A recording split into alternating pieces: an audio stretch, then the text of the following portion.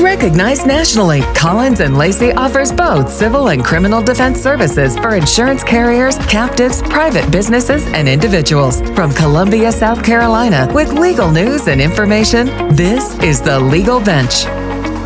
Well, hope everybody's doing well. We have another installment of our new series, In Conversation With, and I'm delighted to have my friend and colleague here in Columbia, Kenny Berger, joining us. He is the founder and lead partner at the law offices of Kenneth Berger here in Columbia. He's down by the fort and enjoys a statewide and a national reputation as being a truly gifted and very, very capable plaintiff's lawyer. A little bit about Kenny. He graduated from the College of Charleston back in 2004 and then finished at the law school in 2008 and has been practicing continuously since. Kenny, thanks so much for being with us today. I really appreciate you making time. Yeah, thank you for taking time, and thank you for the invitation. So before we get too much further, let me ask you a little bit more about your CV, because I have kind of a similar one in some respects. I didn't stop just at law school. I've kept going a little bit. Within recent times, I've taken a couple classes at UCLA, and they have a really good remote program. We were able to take classes in real time with their professors. And I've gotten a lot out of that. I did a project management course for credit, and I'm taking a class right now in integrated marketing communications too, also for credit. And it's a little bit humbling because everybody else in that class is 22 years old, but I get a lot out of it as far as just continuing to learn. I don't ever see that ever stopping. But I see on your CV too, in addition to the law school, you've studied at Harvard and then the University of Washington. Tell me a little bit more about that. I'm interested to know about your additional education. Yeah, and I'm a big proponent of lifelong learning. I think that's a common trait amongst successful people, no matter what the field. And so when I was coming up, I was 18 years old, and I was a wild man. I was kind of a knucklehead. And I was either going to go to film school at a place called Emerson College up in Boston, yep, or the College of Charleston. And Emerson was very expensive. I mean, even back then, this is 1999, I guess I was looking at colleges, and Emerson was, I don't know, $30,000 or $40,000, a lot of money. And the College of Charleston told me they'd pay me to come to school there. And I didn't even know what that meant, Christian. I was like, well, what does that mean? They're like, well, you'll get a check at the start of every semester. I was like, for what? And they're like, for scholarship. I said, right. But so you're telling me if I come to school there, I get a check? They were like, yeah. So at the start of every semester, I get a check for, I don't remember, $2,000, $2,500. And I thought, I was like, at that time it was, am I ever going to be able to spend all this money? Oh yeah. And each semester come and go within about 2 or 3 weeks. I'd be real popular for 2 or 3 weeks. And so I did that for a couple years, but I'd grown up in South Carolina and went to school in Charleston. And I just wanted to see what else was out there. And the summer between my junior and senior year of high school, we'd done a family trip out to Northern California, San Francisco, other parts of Northern California. And at that time, I mean, San Francisco still had it just rock and roll. I mean, it was still kind of the American Paris, and it's sad to see some of the things that have happened there. I was there 4 or 5 years ago, and it wasn't the same city. But we're out there, and I thought, man, this is kind of like paradise. I mean, kind of the old song, where the weather suits my clothes. And I was like, man, this is nice. And so I wanted to get back out to Northern California. And after my second year of college, and the reason I chose Charleston wasn't just because they gave me money. I was also concerned I was going to party too much and might fail out, and I didn't want to lose all the money at Emerson. And I thought kind of law over film at some point. And now we kind of get a neat opportunity to incorporate some of that creativity, some of the writing, some of the directing, some of the film into helping people, which I think is neat. It satisfies that creative outlet for me. But 2 years at Charleston, I just wanted to see what else was out there. So tried to go to school in Northern California by applying to Stanford, and Stanford sent me a very well-worded letter in a thin envelope that politely declined my attendance. They told me bright future elsewhere. And I'd also applied to the University of Washington, which was a top 50 public university at the time, great school. And I thought, yeah, I'll give Seattle a try. And so I went out to Seattle, had a wonderful time. When I was there, I met a professor by the name of Stephen Hansen, and he taught comparative politics, which I didn't really know what that meant until I was like, oh, you compare different political systems and origins. Okay, that makes sense. But I took his course, and he and I developed a good relationship. And something came up where he taught at Harvard half the year and at Washington the other half. And I just happened to mention, I was like, hey, what's Harvard like? He was like, I don't know, you want to come out for a summer? I was like, sure. Yeah. Okay. What do I do? He was like, okay, fill out this application, but just plan on coming this summer. I said, okay. So I went there and took 8 credit course or 8 hours. I did American foreign policy and post-communist Russian policy and had a wonderful time. And one of the things, Christian, that stuck out, and I think I've seen the same thing within the bar, the best students at Charleston or the best students at Washington were every bit as good and capable as the students at Harvard. It was at Harvard, all of them were pretty much on plane. And I think, again, within the legal world, the best lawyers in South Carolina, I'd put in the Pepsi Challenge against best lawyers anywhere in their particular fields. I just think you've got larger per capita or larger overall numbers. I shouldn't say per capita, larger overall numbers in some of our big cities. But I went out to Harvard, and then by the time I got done there, honestly, I kind of missed the beach and palm trees.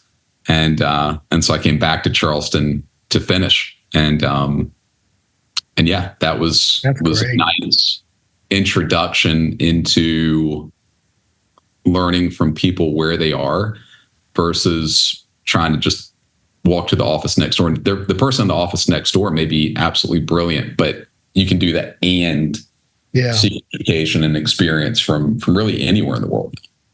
Well, it's funny when you're talking about California, both my children, they did a lot better than I did in high school. And my younger one just finished high school, and she had applied all over the country, and she had the good fortune of getting accepted to 4 of the UC campuses.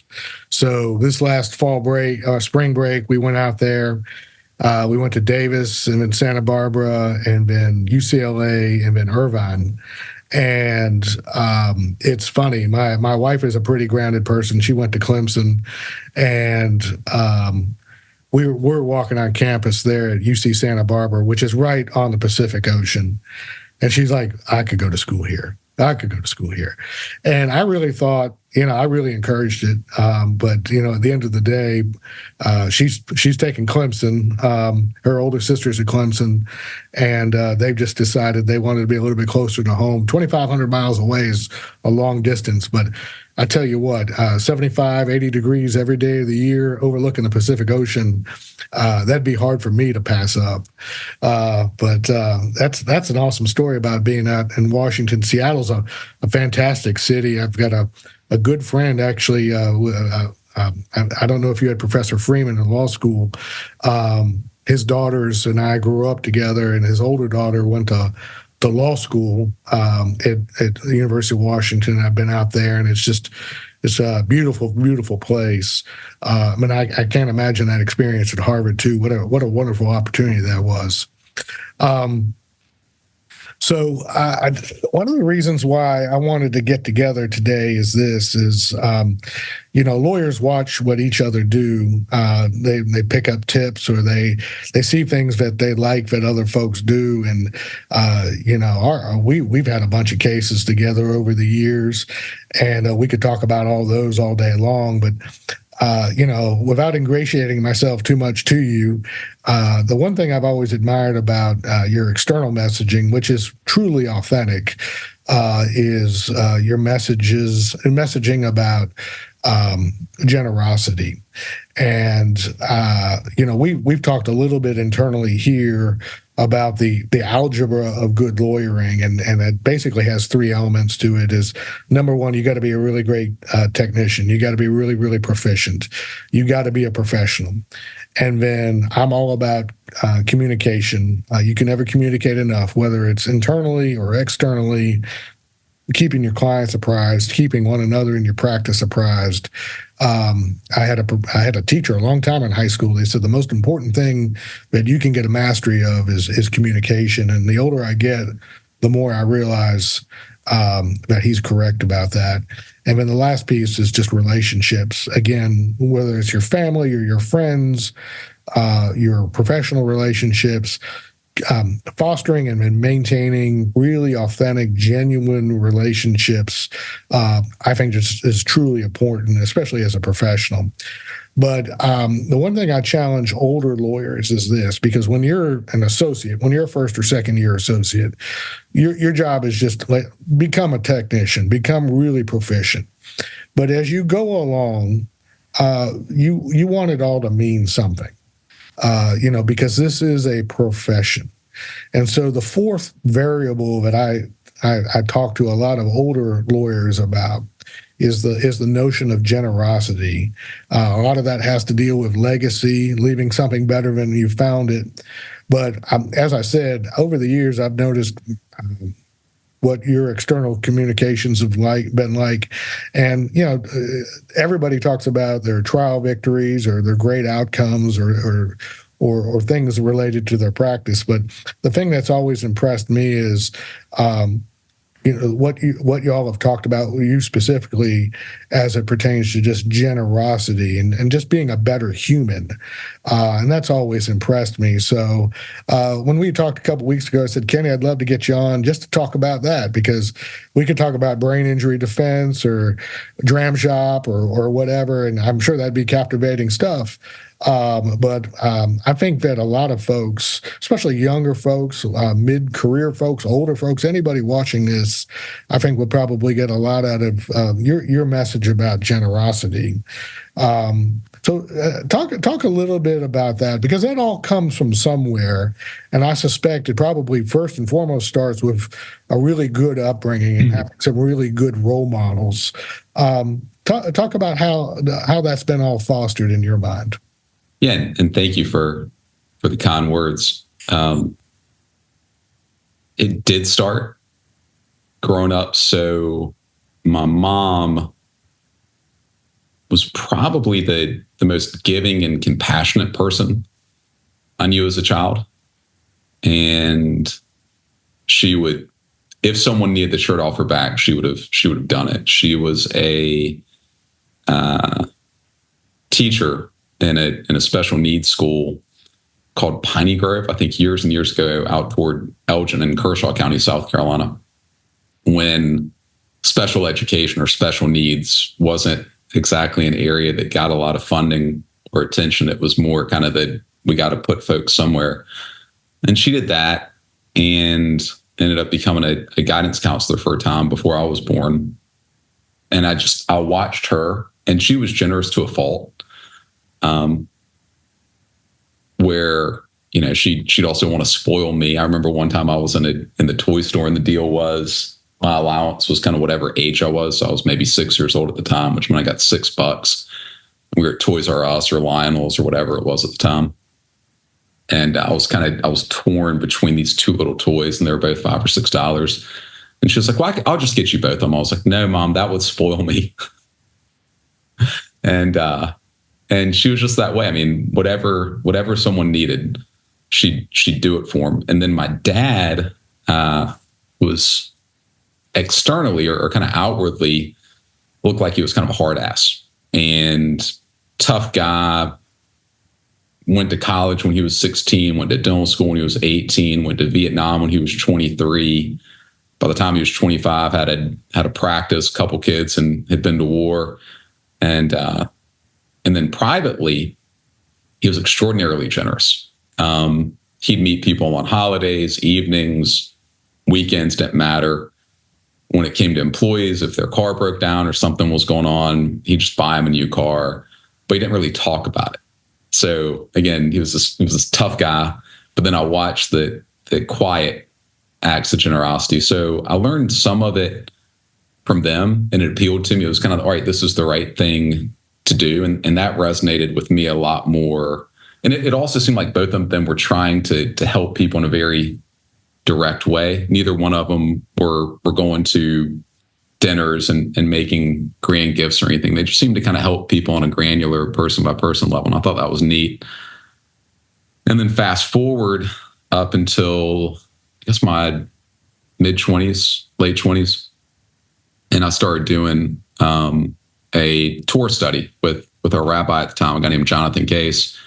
And Rabbi Case and I, along with Jason Savage, who runs the operational side of my office, he's our COO, the three of us would get together and we started studying, doing a tour study on Mondays about 5 or 5:30 for a couple years. And I remember talking with Rabbi Case, and we talked about the habit of giving and how, years ago it was kind of looked at and, one rabbi said this, one rabbi said that, all this stuff. And they built books and books and books on. But the simple message I walked away with was just to give what you can, when you can, get in the habit of giving such that when you're able to give more, it just comes naturally versus waiting for that day when you can make that really, really big donation, because the day might not come. And shortly after that session, I got invited to a luncheon for the Special Olympics. And I remember pledging $500. It was $100 a year for 5 years, which that was a lot of money at the time. I mean, I don't even know if I was out on my own yet. But it was a lot of money at the time. And I left the luncheon feeling really good and realized that I wasn't going to miss the $100 a year.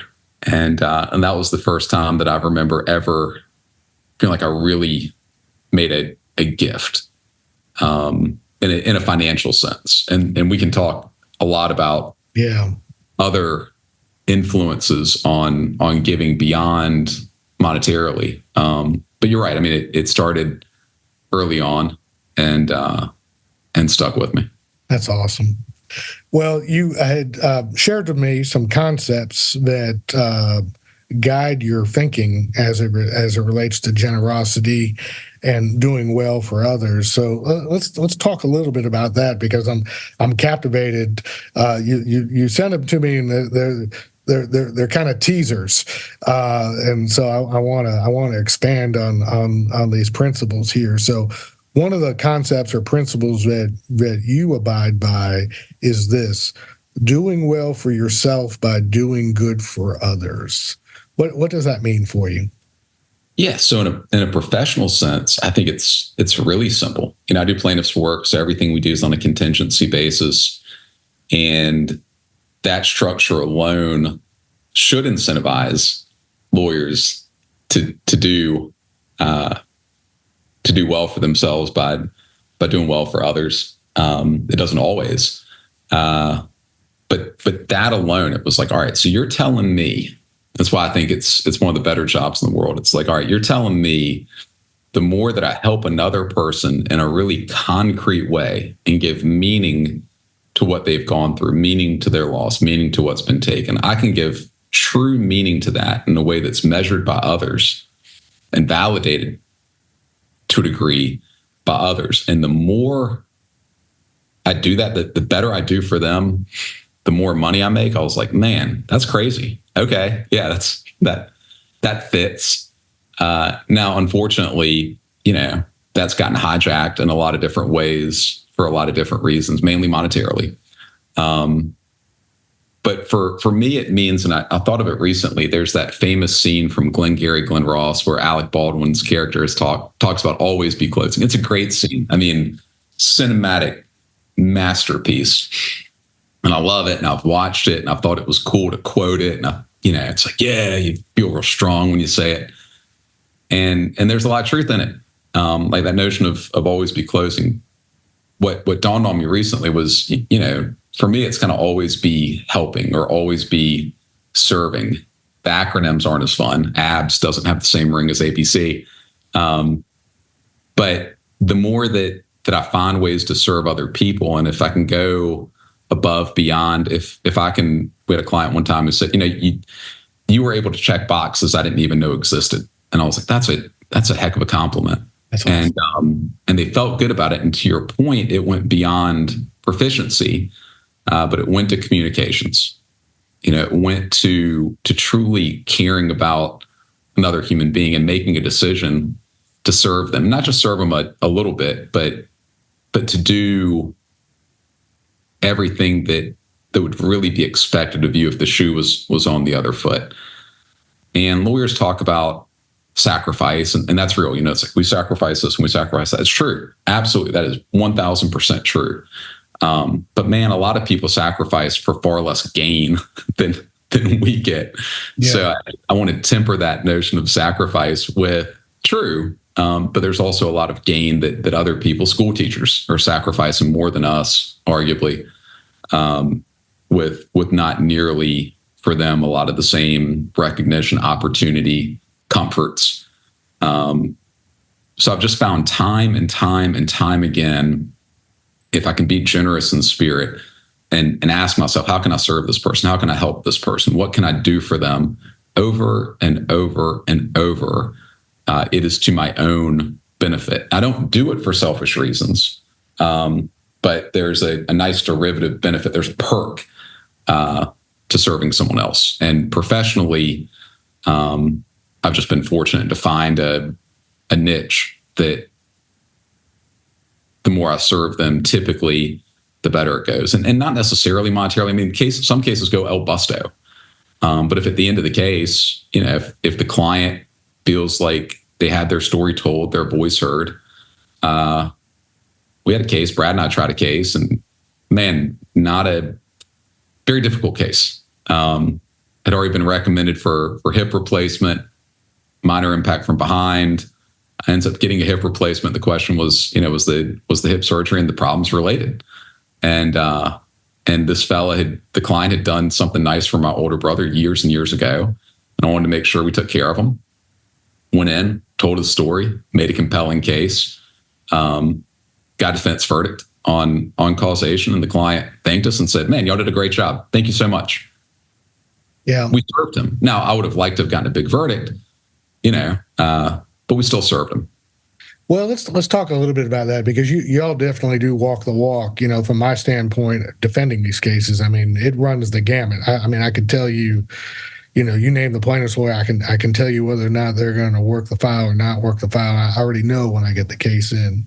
And so when we get a case in and y'all are on the other side, one of the first things I'll tell the client, and if there's a carrier involved, Kenny and his crowd, they're going to work the file, and it's not anything but serving. The reason why is because they're serving the client. And the thing I've noticed about y'all is every firm has some sort of external messaging or advertising, but y'all aren't on TV or anything like that. And compared to maybe some of these bigger volume practices, I think you all are about 4 or 5 lawyers at this point. Yeah. And I think that's by design. That's intentional. And you've got a staff that's been with you for a long time, that's loyal to you, loyal to your clients. And so what I've noticed about handling matters with y'all is there's a meticulousness there. And then there's just a real appeal to fairness. Like you and I will talk about cases, and there's some very candid discussions, and listen, I'm not trying to gild the lily. This is what I'm trying to achieve. And if you think your folks can do that, we can get a resolution. And, every case we've ever had, we've been able to work it out like that. But the thing I've noticed with y'all is that you're going to leave it all on the field. So that client you were just talking about that gets that defense verdict, they're like, well, everything that needed to get done got done. And they don't ever have to second guess your effort, and nobody got shortchanged or nobody took a shortcut or anything like that. And I think you and I were talking not too long ago about being able to look at yourself in the mirror, on an everyday basis. And I think if you're a lawyer, whether you're a plaintiff or a defendant on the civil side, and in your heart of hearts, you've done everything you can to serve your client's interests, that's the best lawyer you can possibly have. Yeah, and the flip side is the same way. I think there's doing well by doing good. The upward spiral there, the cumulative effect, I think is really nice. And I think one of the important pieces is not just to do it once, but to do it over and over and over and over and then over and over again. even at times when you may not want to, right? Even at times when you want to take a shortcut, you want to kind of hit the eject button. If you, in my experience, if you just stick with it, push through, again, by doing it over and over and over, in the long run, you come out so far ahead, and you may not come out so far ahead on one particular case or on one particular day or in one particular deposition or whatever it may be. But through preparation and treating cases, like they're a very, very important case. If we see big damages, it's like, all right, let's treat it like a 10 or $100 million case until we find out otherwise. We don't look and say, oh, there might not be that much coverage. Hey, let's go into it, doing everything we possibly can to get full value for this person's loss, full justice for what's been taken. And I think when we do that, more often than not, it goes well. And sometimes it doesn't. And then, other times that thinking, what else can I do? What else can I do? What else can I do? How else can I help? What else can I do for this person? If this was me, what else would I want for myself? Leads you to do, I think, some pretty creative, unconventional things that oftentimes, kind of light a match and make a case that on its face look pretty good and end up making it better or more explosive. But it's not, as you're doing that, I think it's really important not to say, all right, what's 1/3 of that number? Or what's 40% of that number? Or what's, how can I tack on that's another 100 hours we can tack onto this thing. But just to kind of do it because it's right and trust that the results will take care of themselves. And again, more often than not, they do. Are you going to lose some games? Sure. You're going to lose some battles, to use military analogy. Sure. But at the end of the day, I think you can feel really good about it versus, and we've talked about this, versus on the plaintiff side, leaning into the client to make them settle the case for less than it's worth because you don't want to do the work or you're afraid of a bad result. And we've both seen that. And it's sad because the client doesn't know any better. No. And they've been built up and built up and built up, and then they get brought down and there's a bunch of scrambling and the lawyers cutting their fees and doing this on cost and trying to work out stuff with lien holders. And if that's for the right reasons, because that's where the evidence leads, then yeah, do it. But if you're doing it because it's better for you and easier and you just want the money at as little work as possible, then shame on you. I've seen that both. I've seen that in mediation a lot, both as a defense lawyer, as well as, we've started a mediation practice. So I've got a vantage point in both rooms now at this point. And it goes back to that communication. If the client's been told X and never been told Y, and mediation's the day where somebody wants to lower the boom and tell them all the bad things that are with the case, that puts a lot of pressure on the plaintiff and doesn't do them any kind of service as far as that goes. When you talk about the repetition and the habit of just doing the right thing, that says a lot about your character, says a lot about your practice, because we talk a lot around here about the easy life is not for us. And the corollary to that is this is the infinite game. Every day is new, and you're going to keep doing this till the day you stop, but it never changes. And you've got to get your mind right and do those things on an everyday basis that need to be done. And doing the hard thing is really hard. Doing the hard thing on a day in, day out basis is hard. Doing the hard thing for every case, having the difficult conversations when things aren't going well, all those things, that's hard. And you've got to get your mind right. You've got to be physically able to do it. You got to be mentally able to do it. But, at the end of the day, when you get to the end of the case and you say, I've done everything I can for this client and this outcome is the best I can do, fairly and objectively speaking, that's got to be a good feeling as far as that goes. 100%. Yeah, and y'all do it, right? All the kind things that you've said about our firm, I say right back to you. Y'all are the real deal and just so professional. I love it. I appreciate you saying that. Let's talk about your second tenant. I'm sorry, go ahead. Let me jump in on just kind of one more thing. Yeah. The piece on it being hard. So, yeah. I'm a nerd at heart, man. Like, I'm pretty good in social settings, but most of the time I'd rather be at the house, reading a book or listen to a podcast or something.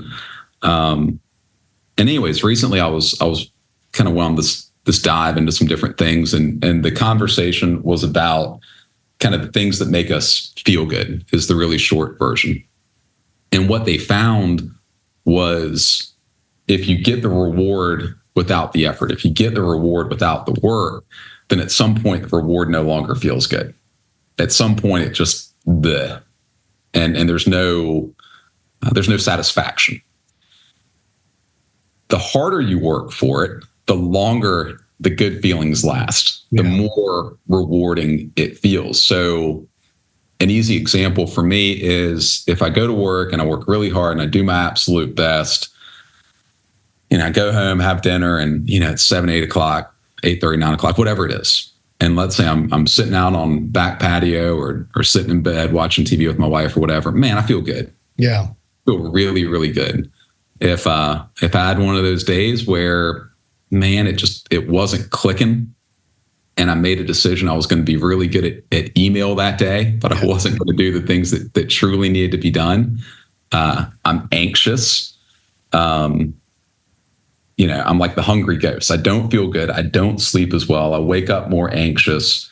And I say all that to say it's like, all right, this goes back to doing well for yourself by doing good for others. I feel better and I'm overall healthier and happier when I'm actually undertaking the effort. Now, it doesn't mean to say, I want to run myself in the ground. That's crazy. But it is to say when I can introduce that balance and whatever I'm trying to do that day to be really, really good. Like if I'm doing this podcast with you, man, I want this to be a great podcast for you. And I want this to be a great podcast for the listeners. And if I do those things, then will I receive some secondary benefit? I don't know. But if I do that over and over and over again, my benefits just become enormous. And all of a sudden I kind of look around like, well, damn, this is a good life. And thank God. Man, you've hit the nail on the head. I think about that a lot because that exists on our side too. There are like 15 things I've got to do like every day, where it's like, if I do all those things, it's pretty fantastic. But, there are days where you can just click it in the cruise control and just kind of phone it in. And, from a mental standpoint, from a physiological standpoint, all that, what you have just said is exactly right. We had a really busy last week. We measure our weeks and hours. So it ended up being about a 55-hour billable week last week. We just had a lot going on. But I got to about Saturday afternoon where everything had just been taken care of and where I guess I could have objectively been really tired because of that. If anything, it was 180 degrees different. I felt good all day Saturday, felt good all day Sunday because I knew we had done the hard thing all week long. And that's intensely satisfying. And I don't understand. And I'll tell you, I see it on my side of the fence. There are folks that just phone it in. And there's a way to do it to where you bill your time, you move your cases along, you collect your money, you have a pretty nice life, but you're not living anywhere near up to what your potential is. And that I don't know. And it's funny, I turned 52 earlier in the month, and happy birthday. Thanks. I start thinking, it's like that Hamilton where you're like, why do you write like you're always running out of time? And I feel like that sometimes. Like there's a lot more that I want to do before it's all said and done, versus just, well, I'm 52 and I'll probably be economically in a position to retire when I'm 60, and let's just shut it down and cruise out. I can't do it. And I think it's frustrating for some other folks, but that's just the way I'm built as far as that goes. And that's when you talk about satisfaction, it's intensely satisfying. So, yeah. Let's talk about your second tenant here, and this one is interesting. An open hand may lose what it has, but it also has the chance to receive much more. By contrast, a closed fist may keep what it holds, but never grasp anything else. What does that mean to you? Yeah, so Jason Savage, who I mentioned, who runs the operational side of our practice, he taught me that 'cause someone else taught to him, who probably got taught by someone else, and kind of on through. I think I learned it early on. The most tangible example was just with money, right? Like if you hold on to that money as tight as you possibly can, you'll keep it. You will not lose that money. But nothing else is ever going to come through. And if you open up the hand, right, the money may go away, but who knows what comes into it. In a similarly concrete way, and kind of expanding out on the money example, is if I have a really fixed mindset, if I am absolutely 100% dedicated to keeping things as they are, to status quo, and I'm 1,000% committed to status quo, I may keep what I have, but the world's going to pass me by and do it relatively quickly, especially nowadays, versus having that growth mindset and asking myself, what else can we do? And it might be at risk. It might come with a much higher level of uncertainty. But once I've studied it, and I can transform possibilities into probabilities, then it's like, well, yeah, let's do that. In a spiritual sense, again, less tangible. I've just found over and over and over again, my personal experience, which is anecdotal, but at some point you have enough of the experiences to say, I think this is just kind of the way it is most of the time. Man, if I give something away, it just ends up coming right back to me. And on the plaintiff side, if I am willing to help somebody out pro bono and do this and do that, countless times, not every time, but countless times, that same person, their girlfriend's brother gets in a tractor trailer collision. Their aunt's next door neighbor, something happens. The folks who've come and done stuff for me, we've had washer dryers delivered, and just by being a decent person and helping someone with a washer dryer because you realize their arm's messed up. This is years ago when I was doing some workers' comp. Turns out the guy needed help because his arm was messed up, and his arm was messed up from work. And it turns out the guy had a shoulder injury and ended up being a good comp case. And over the years, he's tried to refer us a bunch of folks. And so again, if I stay in my lane and I clutch everything I have and I tell people no, do you want to come on the podcast? No. Okay, great. Then I've got my Monday morning open and I can do something else on a Monday morning, and I will keep exactly whatever the heck it is I have, versus being like, yeah, sure, I'd love to. Thank you for the invitation. It's an honor. Yeah. That openness, I think, of spirit, again, that willingness to say yes when it makes sense, not at the expense of everything else in my life, not at the expense of my family, not at the expense of my health. But if I can say yes simply because it's the right thing to do and go into it with an openness, if somebody needs a donation, if I've got the opportunity to give, and I do so with an open hand, more often than not, the benefits I receive in return are many times over. Not always. And again, that's not the motivation. Yeah. Doing it. It's like, we'll just do it and see what happens, because it's the right thing. But man, it's just one of those added benefits. So what do you do? What do you do when put the human face on this? Because humans are humans. What do you do in a situation where you've been generous to somebody because they needed the help, and for whatever reason they just disappoint you?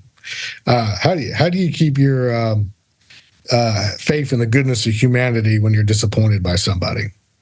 Yeah, that's a great question. I'll say on the open hand piece, a lot of times it comes with referrals too, right? I mean, we're talking about lawyer podcast stuff. A lot of times that comes with referrals. Hey, let's not hold on to that case. It's not in line with exactly what we do. let's refer it out. Again, I could hold on to it and I could keep that fee and I'd have it. But man, I make the referral, I develop the relationship.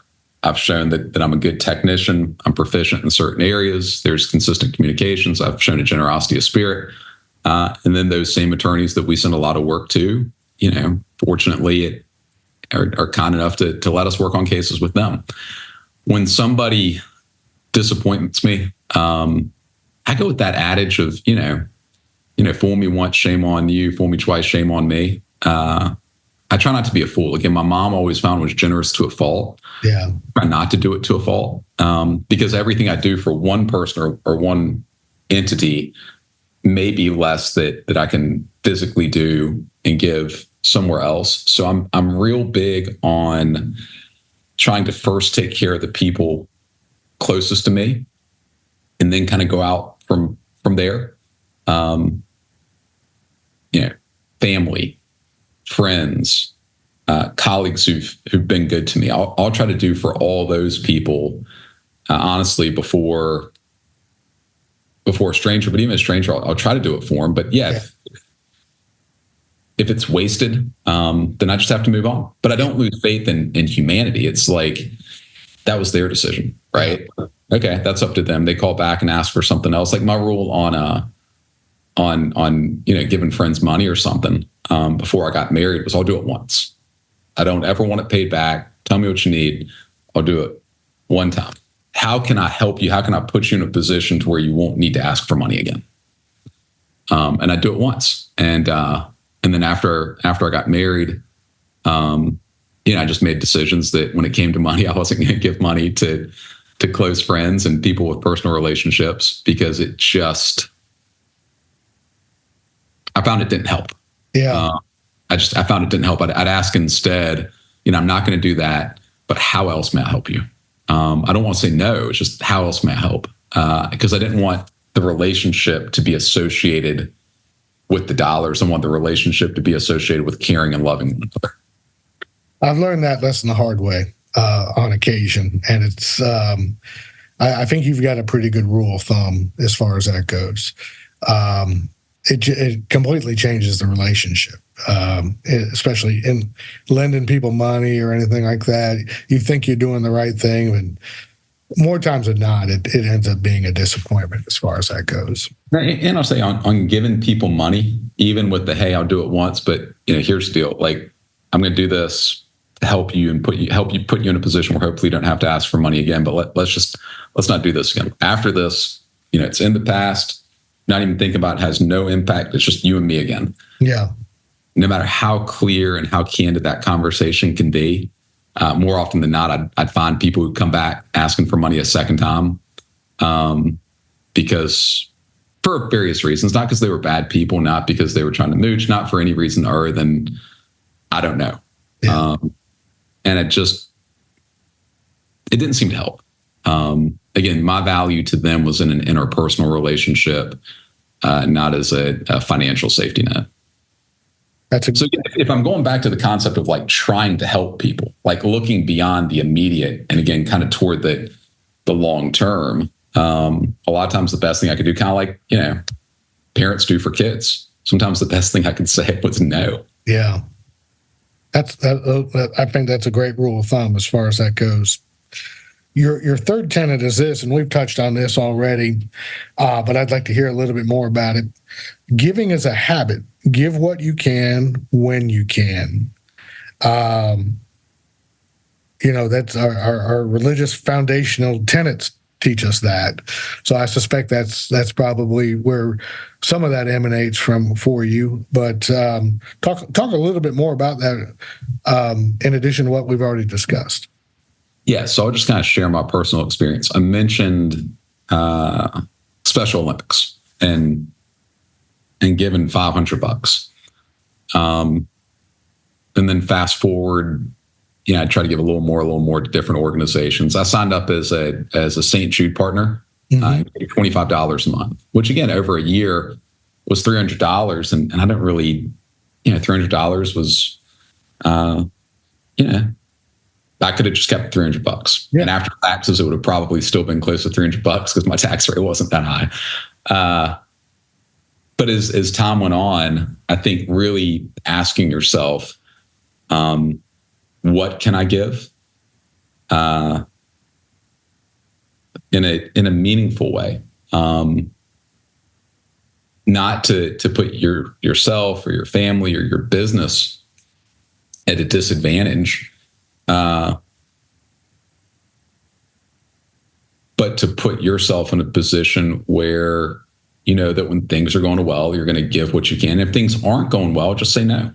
If God forbid, things take a turn in your life and you can no longer give at those levels or to those entities or in those ways, then just say, I can't right now. Mm-hmm. In fact, here's kind of some of the help I need right now. And hopefully the people in your life will reciprocate and ask, how can I help you?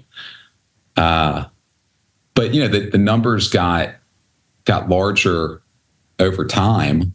And the first really big donation we made was some years ago. And then the following year, we decided toward the end of the year, we'd had a good year. I didn't need the money.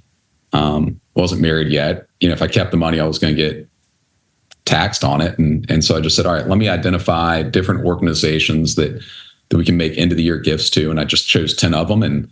And we gave money to those 10, and tried to do it again in an impactful way. And we didn't do it we didn't get sponsorships from it. We didn't do it with, they were going to link back to our website or do press releases.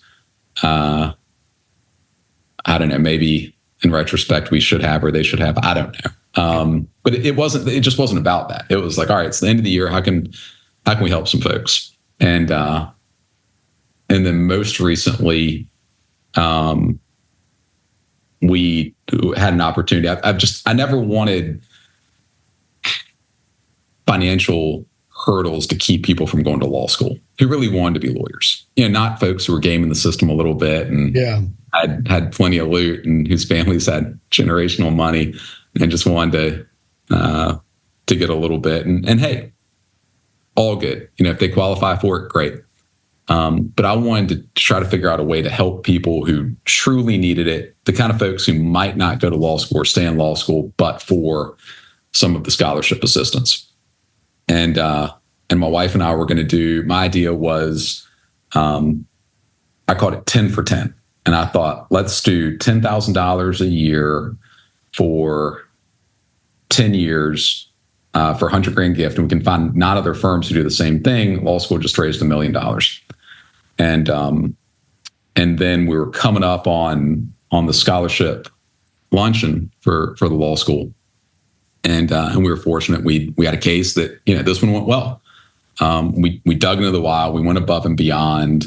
We kept digging, pushing, fighting, clawing, just, full tilt. In that case, settled for $26 million. Good result. $200,000 in medical bills. It's like, well, how'd you do that? It's like, well, you uncover a lot of bad conduct and, you show harm to a child in a meaningful way that transcends a piece of paper with a medical bill on it. But, it's like, well, heck, we weren't in position, if we could already do 100 before this, let's kick it up a little bit. So we decided to instead pledge $250,000 to the law school because we could. Yeah. And we did it with specific scholarship parameters in mind to help folks that we thought may be the most in need financially. But we didn't stop there. It was like, that's all good and well. Going back to giving as a habit and just kind of put a fine point on it. This idea, they call it Giving Tuesday, I think it's the Tuesday after Thanksgiving. That's great. Wonderful. I get the emails, the text messages, all the stuff from all the different nonprofits for Giving Tuesday. It's great. But back to that idea of don't just give kind of one time and then go back to sleep, but try to make it a habit. Do it over and over and over. I thought, why don't we create something called Giving Every Tuesday? So instead of Giving Tuesday being once a year, let's create Giving Every Tuesday and just pick a different organization and make a contribution every single Tuesday throughout an entire year. And sometimes, it's not much. Sometimes it's $100. Sometimes it's, some thousands of dollars, and kind of all points in between. And then throughout the year, there's some organizations that are personal to me that we make substantial gifts to. But if we can demonstrate both to ourselves, to our teams, to our community, to our profession, the habit of giving, and not doing it because it necessarily just feels good that day, not doing it just because we can that day, but giving what we can when we can, which right now is on a weekly basis, then we ought to. And my hope is that other people watching this, listening to this, will start thinking, is there a way I can do something once a week or once a month or once a year? And it doesn't have to be financial. I want to disabuse any of the listeners that any of this stuff has to be financial. When I was in law school, I thought I was going to be the last person who ever had any money. That just didn't cross my mind. I thought if I can kind of just make a living and practice law, that'd be cool. So none of this has to be financial. Yeah. It's, we all see it. We all kind of feel that urge from time to time. The person drops their cell phone and they're a little bit older, and we could go and pick it up for them, or we could keep sending whatever text or email. Hand it to them. Yeah. Stop what you're doing. Hand it to them. Some of this is golden rule stuff. But a lot of it, I think, just kind of beyond that, just make a decision every single day to be that person who's going to be of service to others. And the last thing I'll say on this point is that's not the way I feel when I wake up. I don't wake up every morning like jumping, and be like, oh yeah, we're going to do it today. I mean, most days I wake up, I think, like most folks I know, of like, I'd kind of rather stay in bed. I'd kind of just, whatever your thing is. For me, it's like, man, I'd love to just stay in bed and eat ice cream and watch movies. And then for me, I make a spiritual decision to hopefully surrender some of that and turn it over. And all right, let's go be of service. And let's try to make that decision over and over and over, and recognize too that we're going to come up way short. Oh yeah. Dude, I mean, I screw this up as much as anybody I know. I do all types of selfish, lazy stuff, but I think the willingness to make a new decision and try all over again is really important. I read one time, if we all got what we really deserved, you wouldn't want to know about it. But you talk about getting up and just doing the hard thing every day. That requires a lot of intentionality. Delta Airlines, they had this tagline like in the mid 2000s that always impressed me. I don't know how they thought it was a great airline tagline, but it's always one that I always thought was pretty good. The tagline was "Good goes around," and when you talk about giving as a habit, when you demonstrate yourself as a leader, I'm a big believer in situational leadership. I read an article back it was 1960 in the Atlantic, and they talked about the history of D-Day. And if you know anything about the invasion of Normandy, like the whole first morning, I mean, they were on the precipice of losing. And it really, for all the hundreds of thousands of men that landed on the beach there, the victory at Normandy, at least at the first day, was really attributable to about 20 or 25 leaders of different elements just saying, hey, we're on the verge of losing this. We gotta turn around and make it happen. And I think about that a lot, especially from a situational leadership standpoint. We've got 1 million plus people living in the Columbia area, and there are all sorts of different stories and all sorts of different things going on here. But like any society, Columbia, Charleston, Greenville, wherever, they need situational leaders to set the pace, set the cadence, demonstrate how it's done, do the hard thing, be the model. And so when you talk about, and I pay attention to what you're doing with the Giving Tuesdays, and I'm a big believer too in the butterfly effect. You don't know what that tweet y'all put out, or a LinkedIn message, or just by doing it, how that affects other folks. And that's the essence of situational leadership. So that's fantastic as far as that goes. Let me ask you about the last one here. And I appreciate, I was going to say, I appreciate you bringing up D-Day. I mean, that goes back to what I mentioned earlier. I mean, the idea that, we sacrifice and, we made a lot of sacrifices to go to law school and to become lawyers and practice law. Yeah, absolutely. But if people, I'll speak for myself. If I'm waiting for a thank you, the sacrifices, or if I start comparing the sacrifices I've made to, somebody else down the street, and that relativism, I'm working my way into self-pity and resentment, versus when I look at the people who landed on D-Day, God, that's sacrifice. I don't necessarily have to compare myself to either group, but it's a good reminder that I've got a choice, and I can choose to dedicate myself to this profession, to our clients, to my family, to my community, to my own health, to taking care of myself. And if I do those things, there are going to be pros and cons to it. And I just have to make a decision, like, what am I willing to accept? What do I want to change?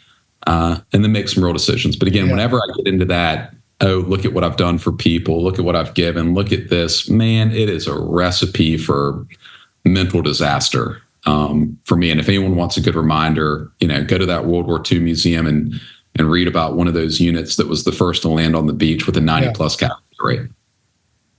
Well, I've had the good fortune to visit Normandy twice, and you stand at the beach at Omaha Beach, and it's also a good lesson. And my kids hate it. They'll get especially when they were younger, and they get very histrionic or hyperbolic about something. And I'd say, listen, you're not getting off a Higgins boat at Omaha Beach. Keep it in perspective. I think, if anything, it teaches us not only the sacrifice piece, but putting things in perspective, and the kind of the corollary to that, I think about the Bible telling us about how in 100 years it all turned to dust or rust. I can't remember which one it is, but I think a lot about perspective. And so when I get into some firefight with somebody over discovery or something like that, I keep thinking, like, don't get drawn into that. Let's look at the super bigger picture, because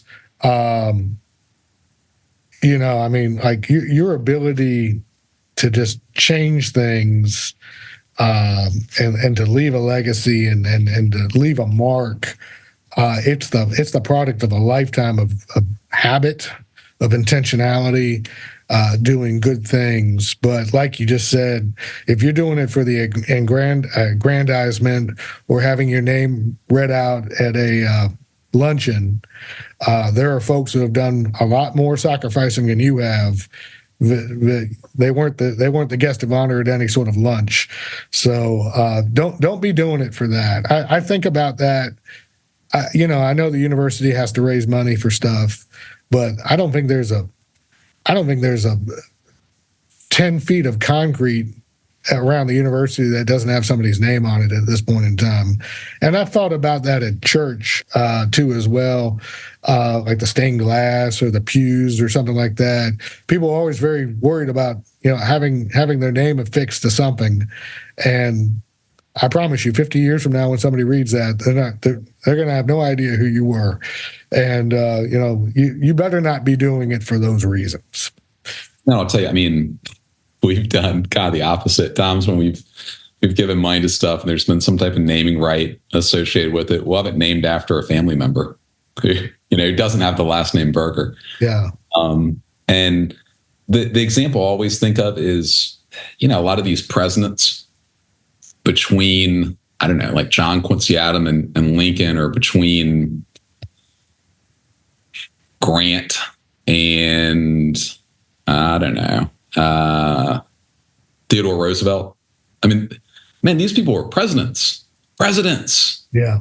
I mean, I could not tell you hardly a thing about them. James Polk, I don't know anything about James Polk. I know he was a president, but the idea that, and I think about, most people know a lot about their parents, a good bit about their grandparents, but once you get to their great-grand, and that's their own family, once you get to the great-grandparents, Yeah. It might be a collection of facts or a couple stories. So, if people are doing this stuff to be remembered,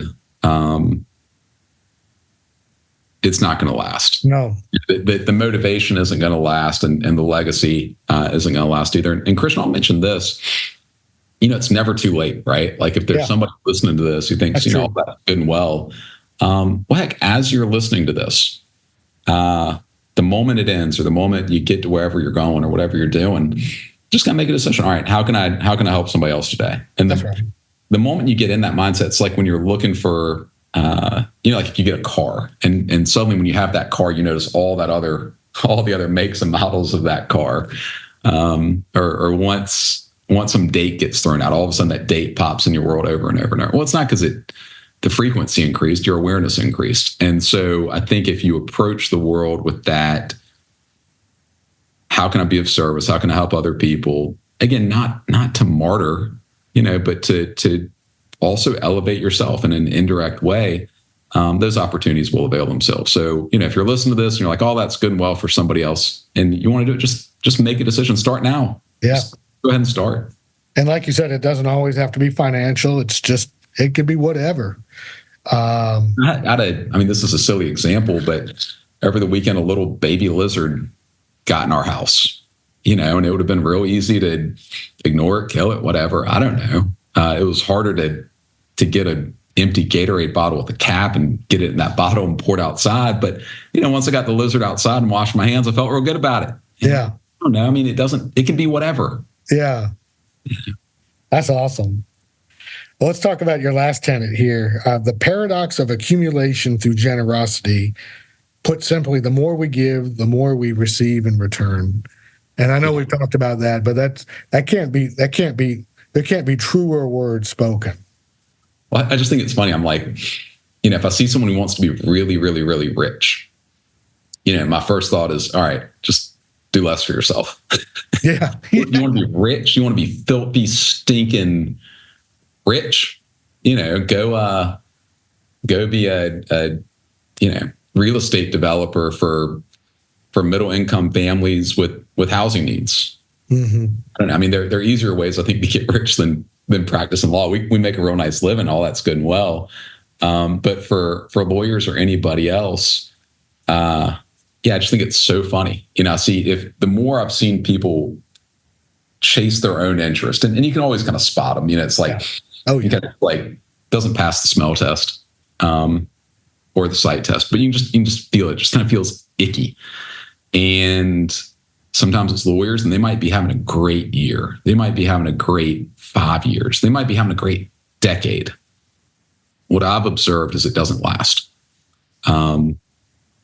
It's like because they develop a reputation. And for me, when I think about marketing, I think about business development and practice development, the three things I think of are results, reputation, relationships, and not always in that order. The relationships may lead to the results, which lead to the reputation, which lead to the relationships, which lead to the results. It can go in really any order. It doesn't have to be circular necessarily. But you contrast those folks who are clearly in it for the money or power or prestige, and you contrast them with somebody. I'll throw John Castle out there. Oh yeah. Or Ken Suggs, or folks that I just see who they're not super flashy. They're not out there, trying to appear rich. They're just taking care of business. Yeah. And in doing so, they have these phenomenal careers and develop extraordinary relationships and do get great results. And it leads to more and more referrals. And this relationship result reputation thing is becomes very self-fulfilling. So I say all that to say, the accumulation through generosity goes back to that simple principle of the more I give, the more I get. Yeah. And we talk about this. I'm Jewish, but heck, I grew up in the South. I've been around on a lot of Christmas mornings. That it feels better to give than than to receive. What I've seen is that that's true. That's what we were talking about earlier. It feels really good at the end of the day when you've given everything you can. And at the same time, it's not necessarily dichotomous or binary. It's like, man, when I see people, the more they give, the more they receive. And then in turn, they've got more and more to give.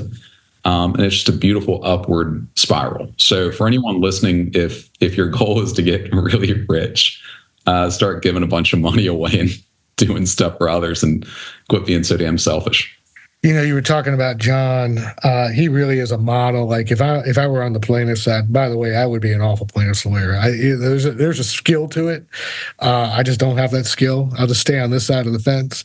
But John, he is a real model for anybody on the plaintiff, or any lawyer, but especially on the plaintiff side, for somebody who just does it right on a day in, day out basis. And I remember we had a case together in the middle of the pandemic, and we had to do all these depositions by Zoom. And he just worked that case to the outer edges. I mean, he took every deposition. He asked every interrogatory. He asked for every request to produce. And, there are a lot of lawyers that would not have gotten the outcome he did, but he got it just by doing all the things he needed to do. And that was just a tenacity. And I imagine John's probably 65. He doesn't have to do it John could probably retire today if he wanted to, but he's practicing now like he was when he was 25, 30, 35 years old. It's ingrained in him. And, you talk about a model, but he's a generous guy too. I tell you, I've referred some things to him over the years, both him and Teely. And they always take a look. They look at the cases really hard. Even if they don't take it, they give me a full explanation why they don't think it's going to happen, that kind of thing. And it's easy to go back to somebody and say, listen, I don't think you got it. If John Castle and Teely McVeigh don't think you've got a case, you probably don't have a case. But they've been very generous with their time when I've asked them for help. And that's a perfect example. Yeah. And, I've mentioned on here, examples from different men. It's no way to exclude women from any of the conversation. I mean, Teely, I can't think of a better example of someone who is professional, kind, generous, attentive, fair. Mm-hmm. The list goes on and on. I mean, for other folks, there's a lawyer out in New Mexico named Randy McGinn, RANDI, who wrote a book called Changing Laws, Saving Lives, that her doggedness and willingness to go so far above and so far beyond what 99.9999% of lawyers would have done, truly did change laws and save lives. Yeah. And, and for younger folks, for older folks, for anybody, any human being has these opportunities to model themselves after a John Castle, a Teely McVeigh, a Randy McGinn, a Christian Stegmaier, or whoever, fill in the blank, modeling themselves after who they truly are. And I think that's true. I mean, I think most people deep inside of them, somewhere in their heart of hearts, even these folks who are kind of wearing the money on their sleeve, I think for those folks, if they just took that quiet moment and put everything aside and ask themselves what really makes them feel the best, I think even for those folks, they'd realize it was the giving, not the taking. Yeah. Well, listen, as we wrap up, I want to ask you two more questions. First one is, what are you reading these days? What's captivating your attention as far as books you might be coming across? It's a great question. So I just read a piece of fiction for the first time in a long time. I can't remember the last time I looked at fiction. Man, it had been, I think it had been since before my daughter was born, and she's 14 months tomorrow. But we were down at the beach a couple weeks ago, and I did that deal where you kind of like work in the morning before your family gets up, and then have the rest of the day. But I read a book called Brothers by an author named Da, D-A, last name Chen, C-H-E-N. That was neat. It was kind of, and I got the recommendation from a client's spouse. I saw she was reading a book by Gabriel Garcia Marquez called Love in a Time of Cholera, which is one of my favorite books. My favorite book is 100 Years of Solitude by Marquez. And so we got to talking about literature. And then she happened to mention this book, Brothers by Da Chen, and she gave me a copy and said, you have to read it. And I thought, timing's good. I'm getting ready to go out of town. So I read that. The other book that I've been reading recently is called Positivity Bias. And Positivity Bias is drawn from the speeches and lectures of a guy named the Rebbe, R-E-B-B-E. I won't, Rebbe, Menachem Mendelssohn Schneerson. Anyways, it's just the Rebbe. Okay. And so what he was, there was a worldwide movement within Judaism called Hasidism, which was kind of a one-on-one relationship with God, kind of rather than having to go through your rabbi and do the rituals, that you really had a chance to develop these one-on-one relationships with God, more of a spiritual approach than Orthodox had typically taught for close to millennia. Yeah, I was going to say, long time. Yeah. And so within that Hasidism movement, there's a specific branch called Chabad, Chabad, and they're big. Chabad's big. I'm like huge in New York. We've got a Chabad rabbi in Columbia, and I'm not, again, they're more kind of spiritual Orthodox. That's not me. Mm-hmm. I love bacon. I do not follow all 613 laws. But I am a big believer in having a personal relationship with whatever higher power, something greater than yourself. If you call it God, if you call it Allah, if you call it, Jesus and the Trinity, whatever, I don't care, but something that's bigger and more important and more powerful than myself is critical to me. But the Rebbe, who was the last kind of worldwide leader of the Chabad movement, was just a phenom. I mean, just a magnificent, extraordinary in the truest sense of the word, extraordinary character, and brilliant. I mean, off the charts, brilliant. But they gathered a bunch of his speeches and created this short book called Positivity Bias. That was his approach, really, the Rebbe's approach to different situations, looking at the solution. It's pouring. My wife called me. She was on the way home yesterday. Said her flight was going to be delayed and they'd been deplaned because there was a mechanical issue. Great. Better to find out on the ground. Yep. That's awesome. That's what I've been reading. That's awesome. Well, last question. What's next for you professionally? What do you think 2025 is going to lead you? Because one of the things you talked about earlier, which I'm impressed with, is, listen, you've got a great formula. I think I've developed kind of a formula. I could just kick it like this probably the next 10 years and not change a thing and do all right. But I'm kind of a restless person. I think you're restless too as well. What are you thinking about maybe, but you're not doing already? Yeah, it's funny. Every time we start getting a little comfortable, I'll be like, let's go make ourselves uncomfortable again. I'm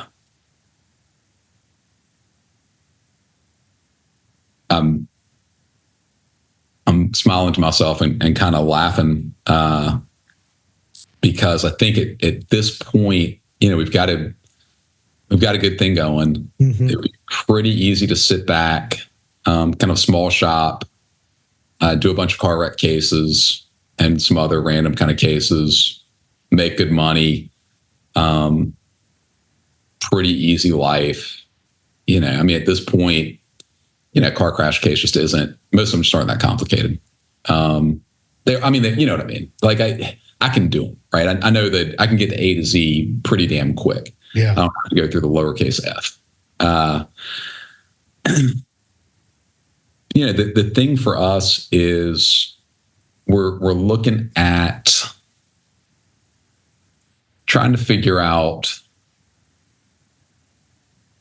how we can get toward kind of this concept of full justice or fuller justice in South Carolina on our cases. Right.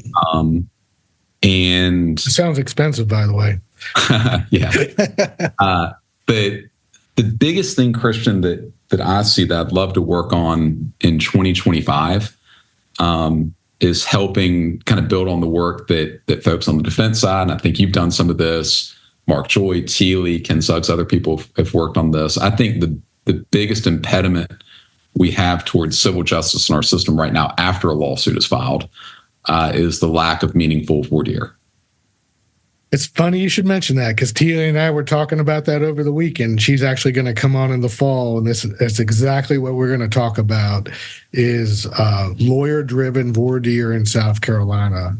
I said, I told her this weekend, I said, I think everybody agrees the time has come, and you've got some good circuit judges like Judge Hood who are already letting it happen. It's just about parameters, and I think we can agree on parameters, but this 15-minute voir dire and maybe half of your questions get asked, it's just not good enough. And I'm not talking about spending 3 days to pick a jury for a car crash, but it's got to be something better than we got. Yes. I'm glad you said this.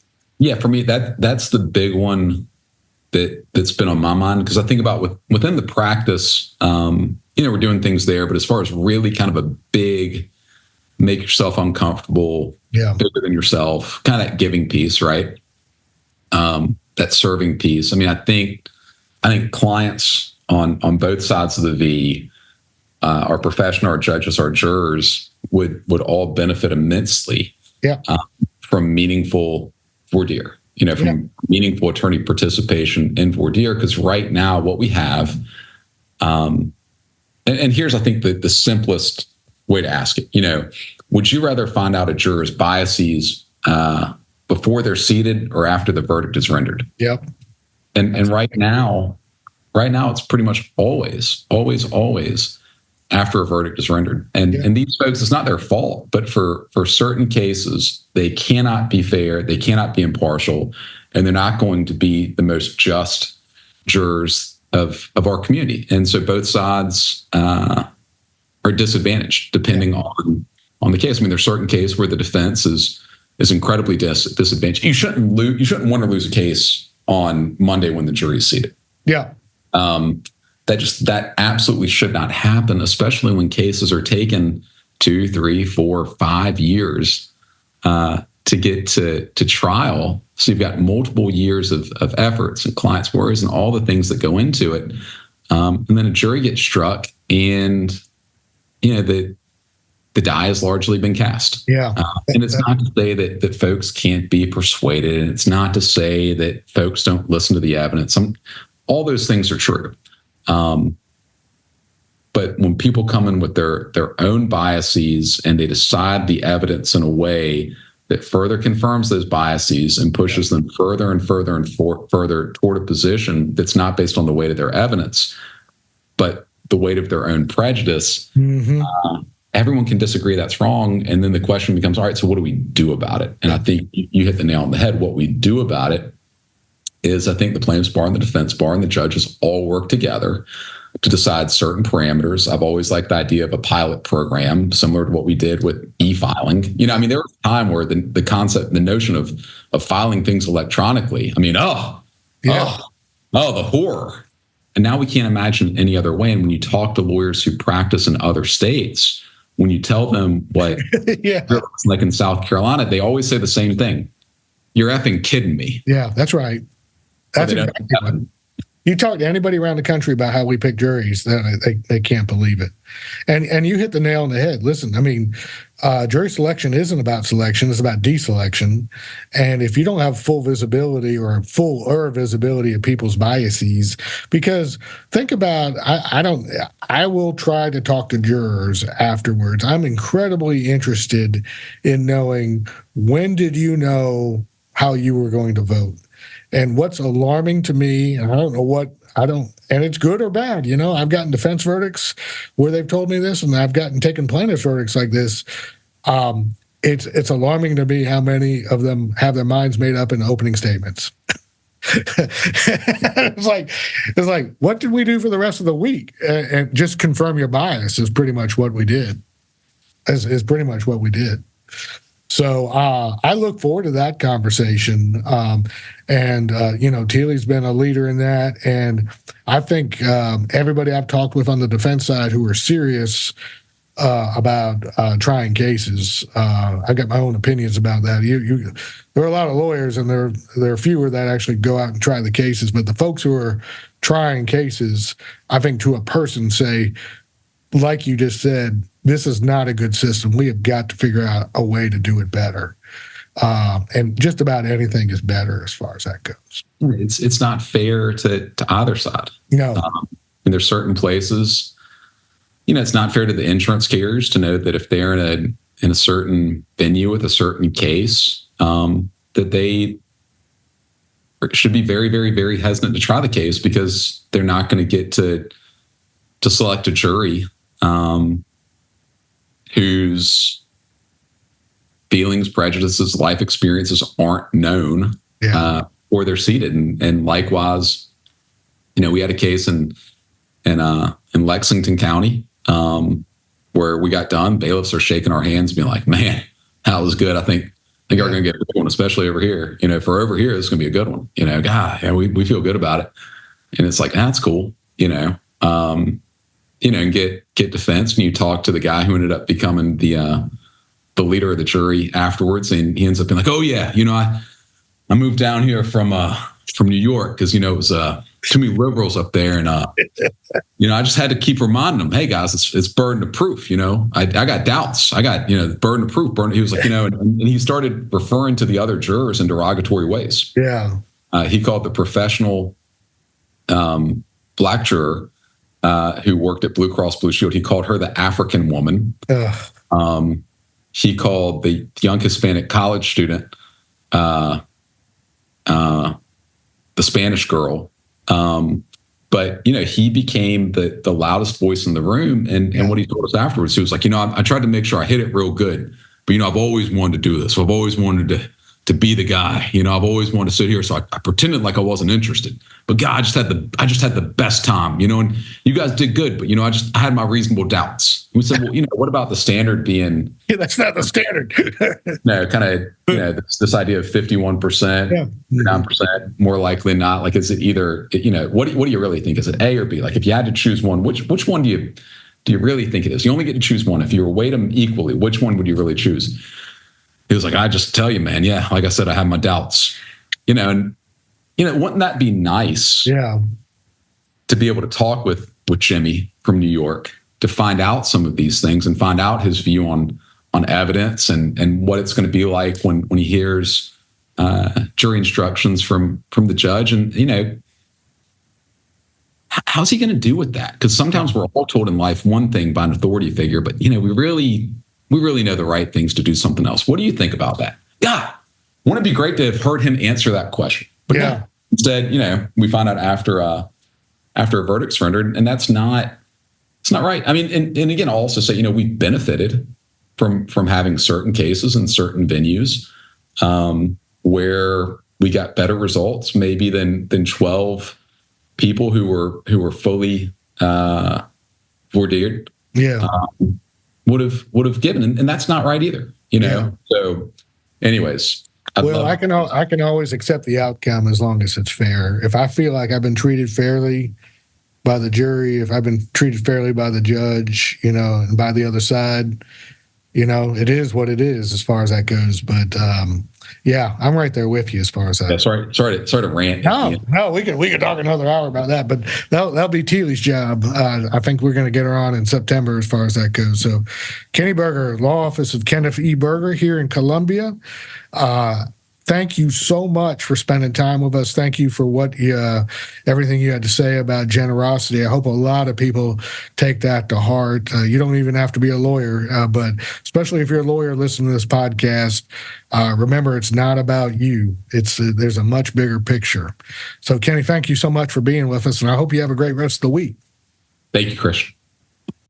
You've been listening to The Legal Bench from the attorneys at Collins & Lacy. For more information about the nationally recognized law firm, visit collinsandlacy.com.